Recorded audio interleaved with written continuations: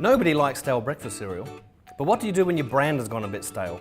In the second part of our interview with Adelaide's Tim Piper, we find out how he turned a negative into a positive and resurrected the brand of one of America's favourite breakfast cereals, Post's Shredded Wheat.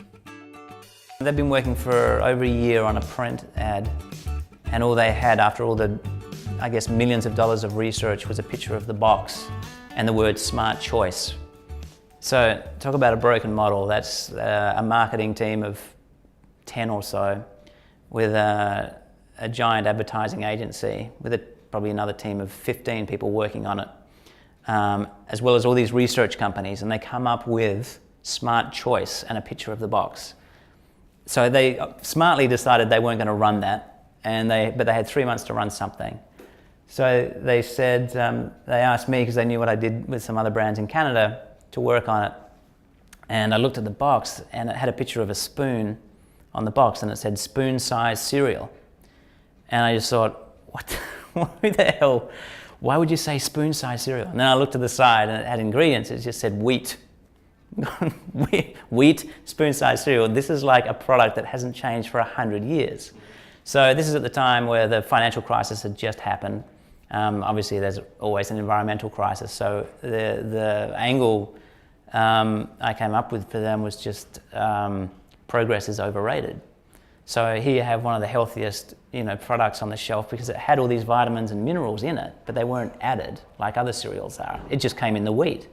So it's like, why wouldn't we just go back to doing that? Why are we adding all this stuff, unnecessarily?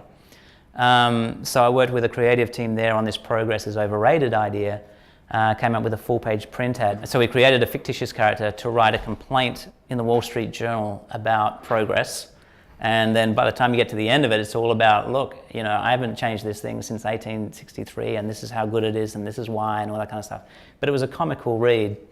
And then the clients loved that so much, we talked them into doing a web series to go with it, because if they already bought the newspaper space.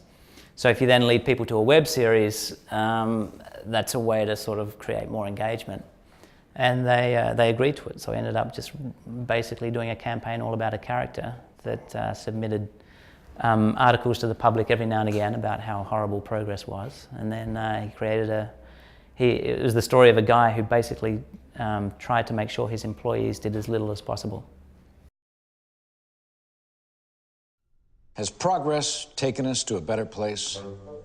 I'd say it's taken us for a ride. Honestly, what thanks do we owe progress? We're up to our necks in landfill and down to the wire in resources, and climate change is out to get us.